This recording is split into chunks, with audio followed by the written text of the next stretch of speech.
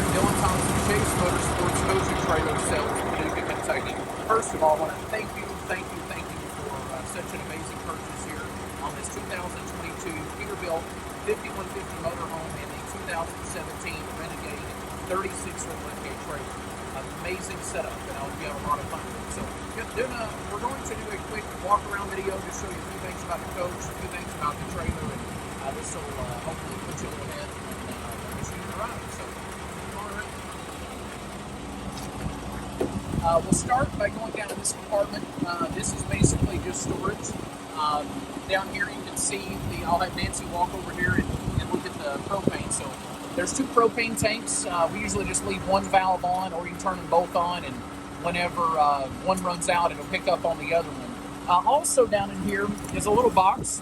If you're not running an air ride trailer, you can use these, and these block off the glad hands on the back, and then there's tow hooks in here. So hopefully you never have to tow it, but in the case that you did have to, the tow hooks are down here in that cardboard box. So storage and two propane tanks are in this guy.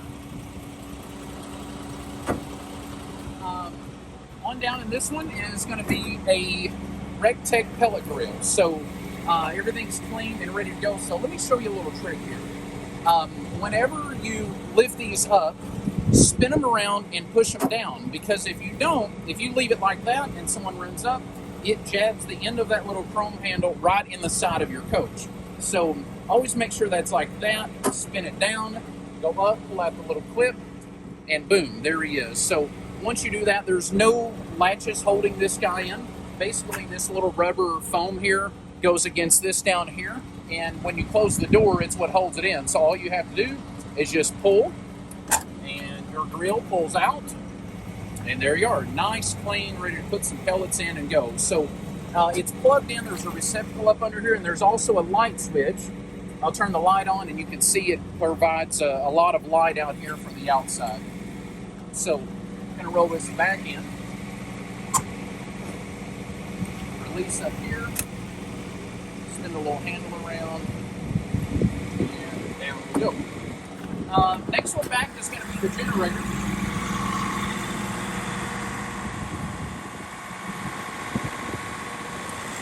Now this one's unshocked, so it's actually not going to go up and can't hit anything, but you've got a 22,500 watt generator. We just serviced it. You actually start this inside the coach. It is running now. I'm going to show you everything's running great. And we just serviced. I am going to stick on the front needs. Showing how on the service.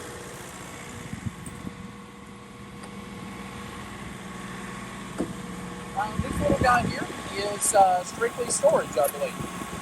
So, yep, storage is a few spare wheel caps or bucket caps. A lot of guys run the spikes. They don't stay on as well. Probably what happened with this guy. So I'll leave them in there in case you wanted them. But right now it's just got the little acorn style on it. But if you ever want the spikes, you can put them back on.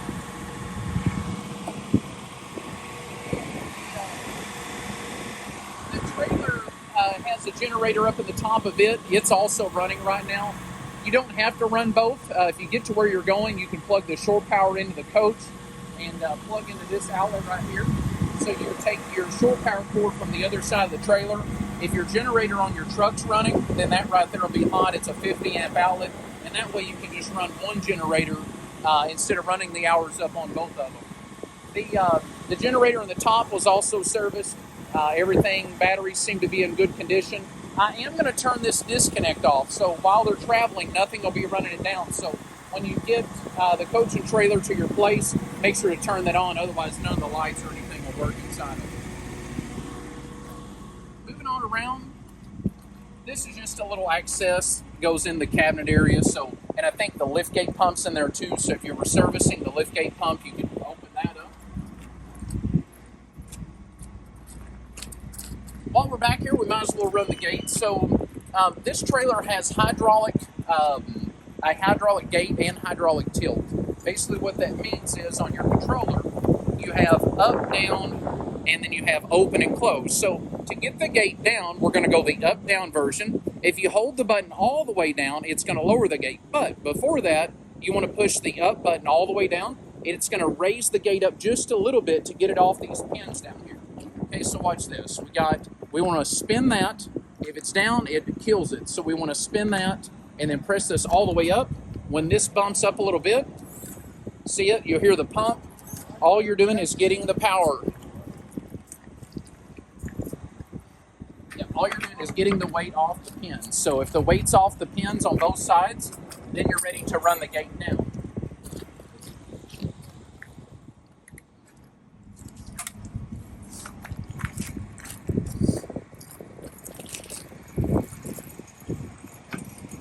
Sometimes you have to bump the gate up or down to get those pins where they're freed up, but with both pins out, you're going to hold with the little rocker in the up-down position. You're going to hold the down button all the way. Gate's going to go down.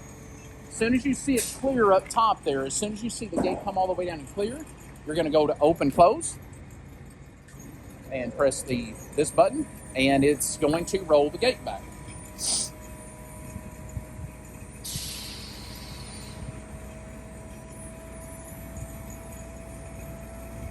Once you get the gate open, there's a little, kind of a little black plastic knob over there on the flap. So you'll take it out, and that allows the flap to flip over, drive your car on.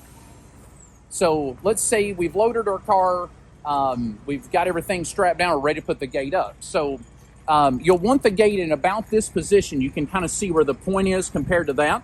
So now we're going to close it. We're holding the button down. So open, close, and then you can switch this. It makes the gate go up and down.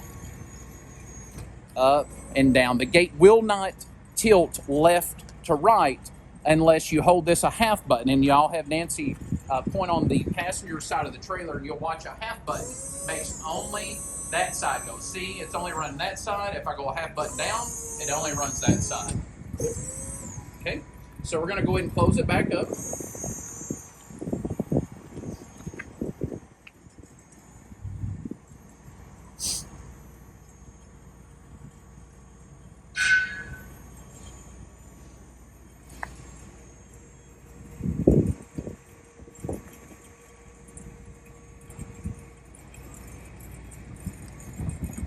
Okay, we need to go down just a little bit. Okay. Now you want to kind of watch the top and make sure the gate's level, because again, you can make the gate level side to side.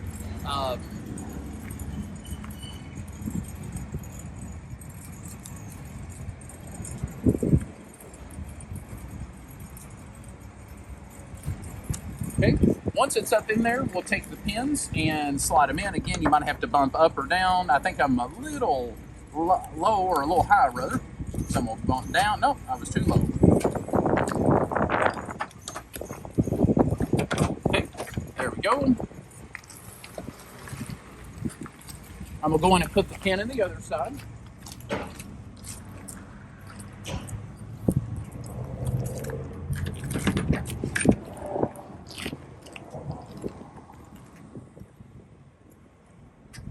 Okay, once you're done with that, basically the hydraulics with time will kind of settle on the pins, but you're ready to unplug the controller.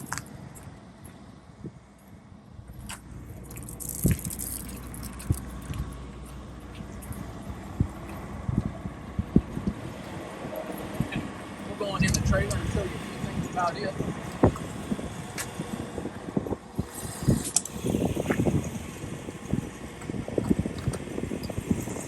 So all your lighting in this thing is going to be 12 volt. Basically, you got lower level, upper level, and one's down, one's up because they are on three-way switches. There are switches in the back. This one here is your generator start-stop. It is running right now. Inside the trailer is pretty self-explanatory. You got a lot of cabinets. Always make sure all these guys are nice and latched. And how you open it, there's a spring up inside, so press up. There's also instructions on how to open and close the liftgate that are included. They're there. There's your thermostat for your AC unit. This is a weather station.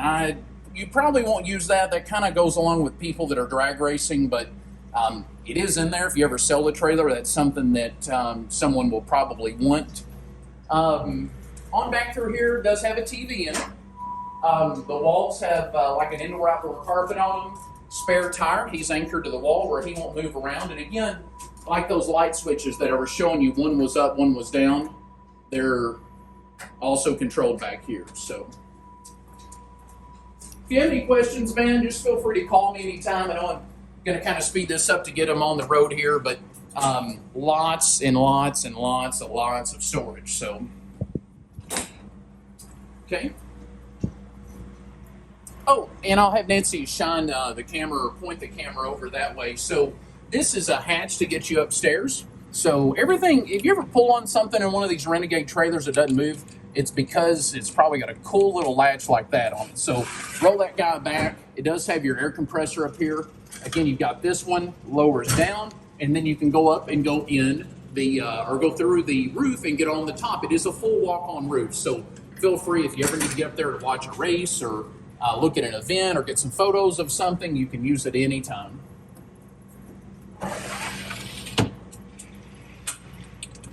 Okay, we'll go outside and continue walking on around. You do have the side doors that close, and I believe I've got the key to that. I'm going to lock those because what that'll do is keep them from sliding as you're going down the road. So I will lock those. You will need the key to unlock them whenever they get there.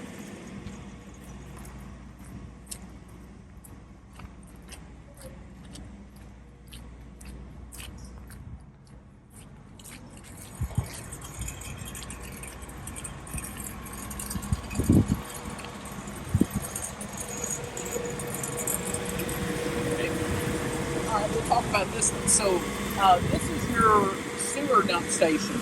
The big valve is your black tank, which is going to be your sewage. Little valve is your gray water, which is your shower and sink water. Always dump this one first. Always dump this one second, because you'll flush your sewer hose with somewhat of clean water. To put water in the coach, what you're going to do is take the cap off this, turn the valve in the position it's in now, and that'll put water in the fresh tank, which is located underneath the bed. Now, if you were at a campground and you wanted to have water that was supplied by the pressure at the campground, again, take the black or the white cap off, hook into the faucet, turn this down, and what this does is it will supply what's called city water, which is basically you're using the pressure from the campground or racetrack that you're at. Here's your shore power cord for the coach. So let's say the power on the coach died, the generator died. You could fire the generator from your trailer, pull this out, plug in the side of the generator box on the 50 amp outlet, and you're using the trailer at that point to power your coach. So pretty self-explanatory here. Again, if you have any questions, give us a ring.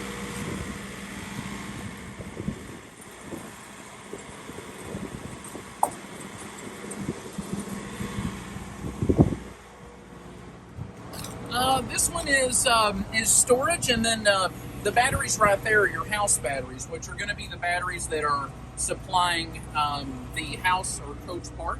It does have central vac in it, and that's the little black deal's the little Dirt Devil box where the vacuum bags are at.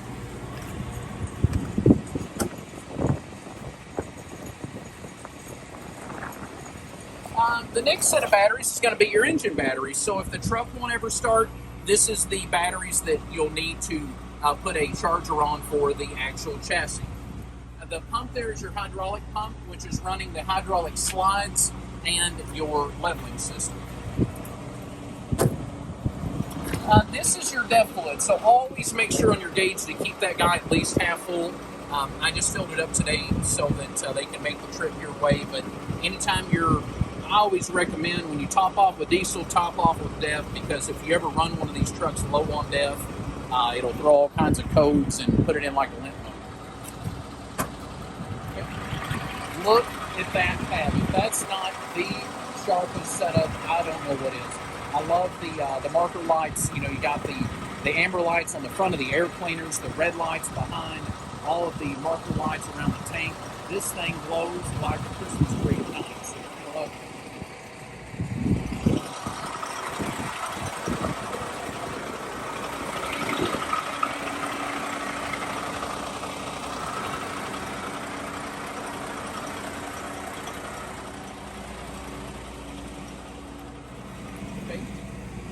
So this is something that we definitely need to turn on. I'll have Miss Nancy kind of hold the phone up like this just so we got her. Actually, I can just hold it for this. So I'm going to zoom out a little bit here. Here we go. So this is your in and out for your awning. Okay, you can see in, out, and stop. If you're ever in an emergency, you can hit stop. The LED will turn LED lights on when the awning's out.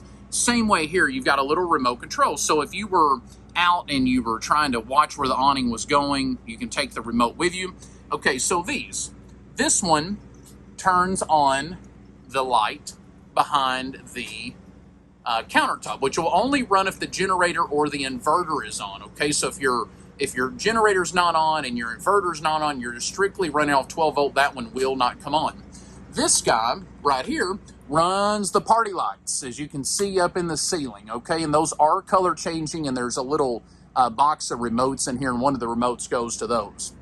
This is a big deal we need to focus on right here. That little red switch, if that is not on, the pump for the slide outs will not work, and the leveling kit won't work. So basically, when you go up here and you were pressing extend or retract on your slides, you'll hear the solenoids click, but the pump won't come on unless that guy is in that position. Now, going down the road, I do recommend shutting him off. We'll kind of move around this way. These are light switches. So one of them, all you have to do is give him a press, and you'll see the little puck lights. And then the other one does the bigger lights, okay? So one of the switches does the little lights, one of them does the big lights. There's always a little delay because those lights are tied to this computer system, so it's running through like some type of board, computer board, and it's giving it signals. So again, if you press that, let's see, let me press him again. There we go. Okay, so the left one does the little puck lights, and the right one does the big lights in the ceiling in the main living area.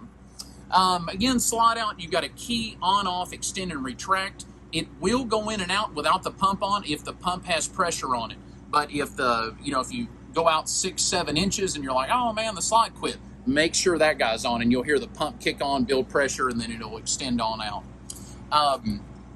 This guy here is real simple. Basically, it runs your lighting and your monitor panel. Your monitor panel is also where your water pump is located. So if you press that, those have not reset because I just emptied them out.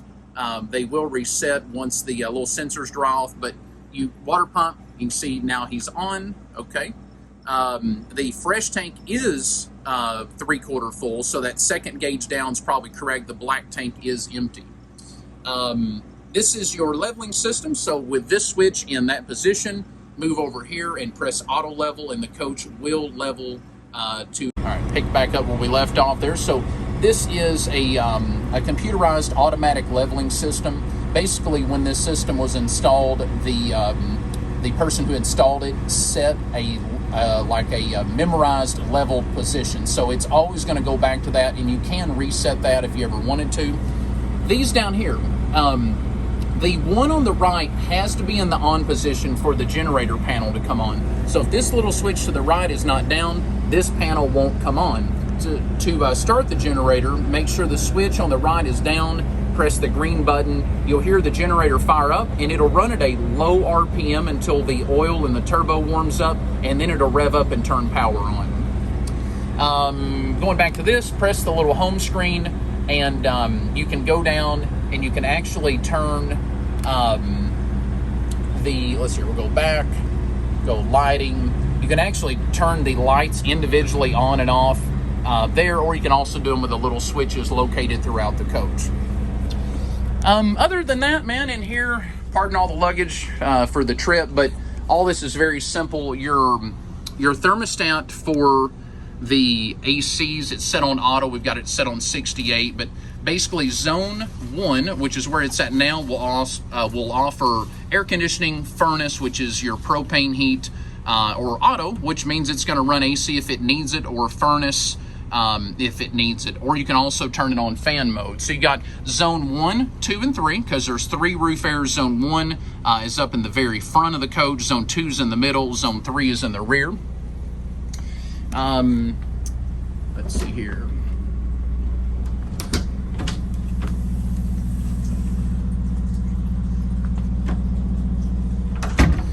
so shower. Go in here. Okay, there we go.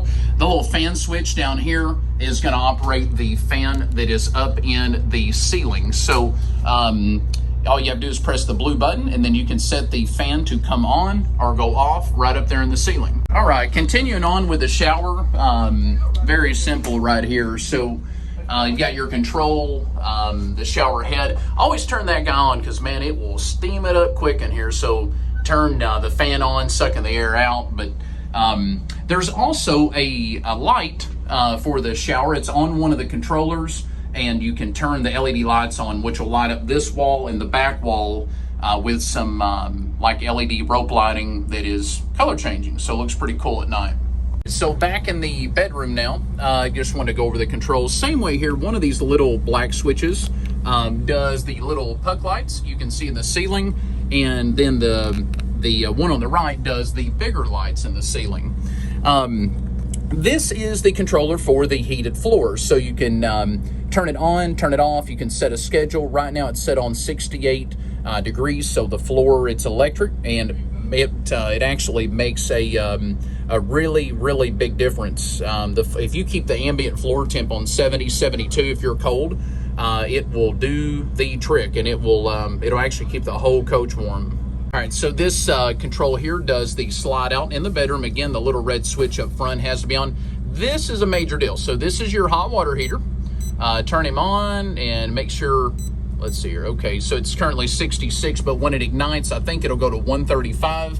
This right here is the lighting for up top. So back here on the slide, this switch does the puck lighting, and the switch on the other side does some LED lighting around the top of the bed.